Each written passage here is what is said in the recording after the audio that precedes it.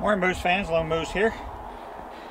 Well, this is another part of the cooking at the camp, or tin can, or shipping container, whatever you guys want to call it, part of my Alaskan adventure. Of course, when you do your cooking, you make dirty dishes. You make dirty dishes, what do you got to do? Wash them. So even though it's a slight drizzle out here right now, here's the process I have. I have hot soapy water, pan number 1, hot clean water, pan number 2, and a drain pan. So I'm going to wash my dishes, rinse them, start them draining out here, then I'll take them back inside to let them finish. Yeah, it's really kind of like being at a KOA camping cabin, if any of you guys have ever done that. You know, when you're cooking on a camp or a camping trip, somebody's got to do the dishes. So in this case, since I'm here by myself, I am not only the cook, I'm also the bottle washer, the launderer person, everything, you name it. You know, it's all part of the chores that we have to do here, living out like this. Next summer, you know, things may be a little better, hopefully. I have more done. But for this year, this is what I got. So you make the best of it. You know, there's all kinds of chores that you have to do living like this. And I am off-grid. I have no electric power from the borough. So I've got 2 generators. One, the big one, is in my shelter logic here, and I use that one primarily to power my Anker 757 power station, and then run electric power within the container from that. But you know, hey, first thing, get up in the morning, come outside, and fire up the generator. Get it charged up. I charge it up in the morning and I charge it up at night before I go to bed. And it's powering both of my laptops, work and my personal one. 2 monitors on my work laptop. And I got a couple of lights that I run in here. Yeah, that may need to soak a minute. You got to do that. I've got another generator over here that my small Furman, and I don't use that. I mean, it's a 1200 watt generator, I think, but I don't use that to charge up my Anker, because last year when my buddy Jim was using it, and he and his son were up here and had an electrician in, and for some reason that little Furman literally burned up, caught fire, the electrician's battery charger for his DeWalt tools. So it's not the cleanest power available, where the big Duramax, it's not pure sine wave, but it is good clean power. So I've had no problems with that, and I just do not want to risk it with my good stuff. So, like I said, as that fell over on me, that Furman I basically use to power the dehumidifier, which was another lesson learned up here. Now I heat right now with propane Mr. Buddy heater.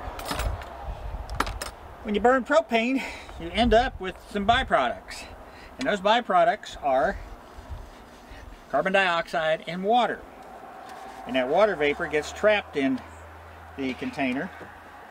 And I haven't made the video yet, but I'm going to get around to it, of showing you all of the water damage that I incurred in my rental storage container. Not the one I'm here, not this one, but a rental one in town, where their roof sprung a leak over the course of the winter or spring or summer sometime. Nobody really knows when it happened, but it happened, and it did a lot of damage to my special toys. And fortunately it didn't do any damage to the clothes, so there's no mold issues or mildew with that.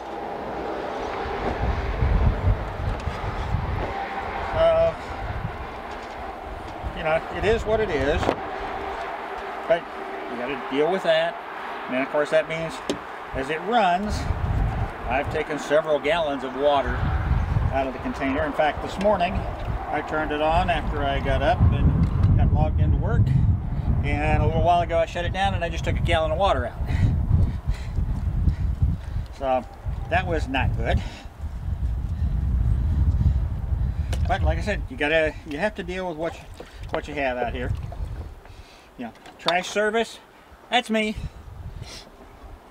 Here in Alaska, we have what we call transfer stations. And so, you know, if you live in one of the towns, yeah, they have regular trash pickup. They can come and get your trash for you. And that's all fine and good. But what the rest of us do is we bag it up. And every so often, there's one in Casila near where Jim lives. And I've got one just south of Ninilchik here. And basically, you take your trash and put it in the dumpsters there. And every so often, the borough comes by, checks them. If they're beginning to get full, they swap them out and bring a new one out. They have recycling containers for cardboard, plastic, and I think some glass products. So, you know, is it an inconvenience? Yeah, a little bit. It's, see, Ninilchik is 7 miles straight down the highway, and I'm sure you've heard the highway noise. And the transfer station is 3 miles on the other side of Ninilchik. Now back in Texas, I recycle a lot, and so I take stuff to, our county has a county recycle point, so I have to drive over there. Well, guess what? It's also 10 miles each way. So it's not a major inconvenience.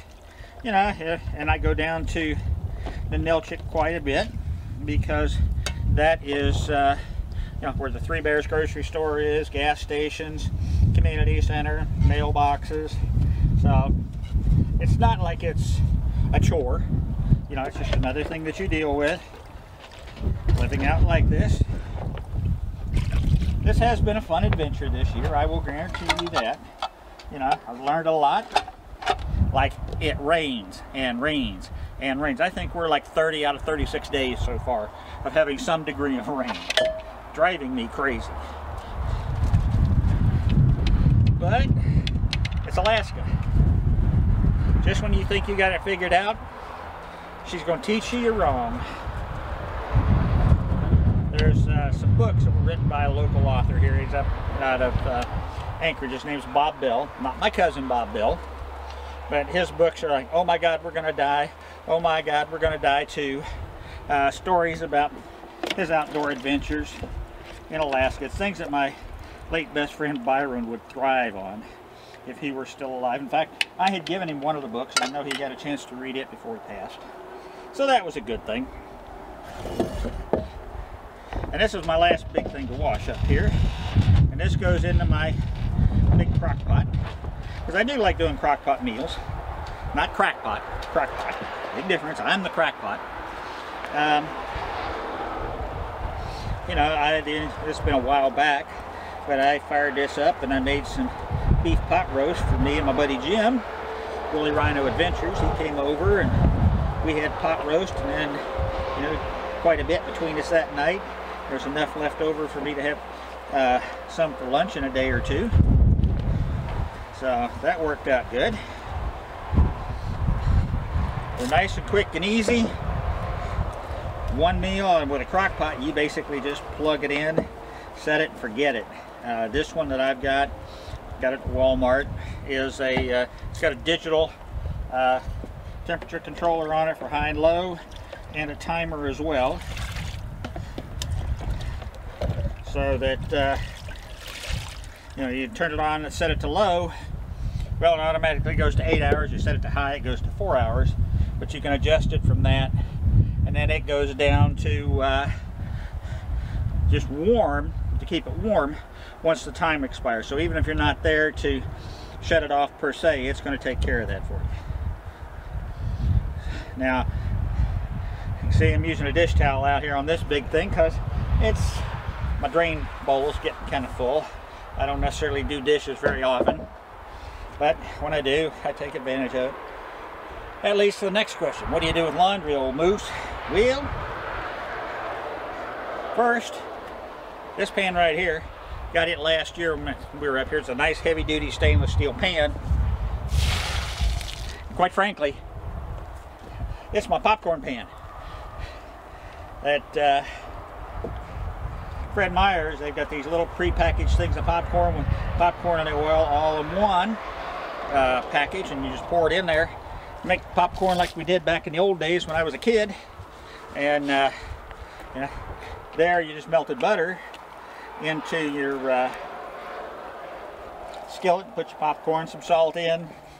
We'd make up lots of popcorn that way, fill brown paper bags with it when we were kids, and off we went to the drive-ins. Because we couldn't afford to drive-in popcorn back then. But we still had our popcorn and soft drinks because we'd take a cooler with us. And I miss the old drive-in days, honestly. Anyway, back to the question of what do I do about laundry. Jim and I kind of have a favorite laundromat in town. And when he first moved up here and he had an apartment, it was within walking distance of his apartment. So we basically go there. He knows some of the people.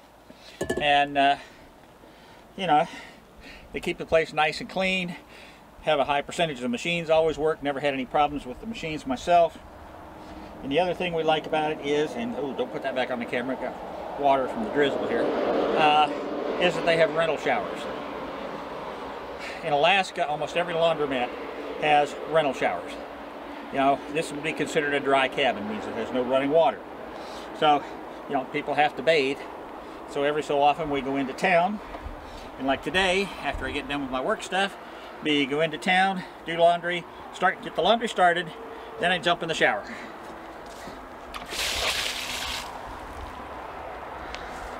And it's just under $8 for, you know, you get 15-minute showers. Well, that's plenty. Feels good, get the hair washed and rest of the body washed. And, you know, when you, of course, out here, it's never been hot enough to really sweat too much, other than when we were doing that hike that one day. So you don't get as much of the perspiration body odor issues as I would say in South Texas right now, where you have to shower twice a day, every day.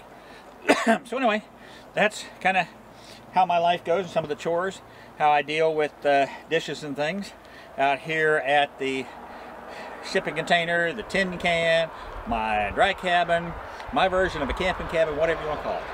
So I hope you all enjoyed this. If you did, please hit the like and subscribe. If you hit the notify bell, you'll be notified when I make new videos. And leave me your thoughts and comments below. Tell me what I was doing wrong here. I know I did something wrong, but you guys got to catch it and point it out to me in the comments.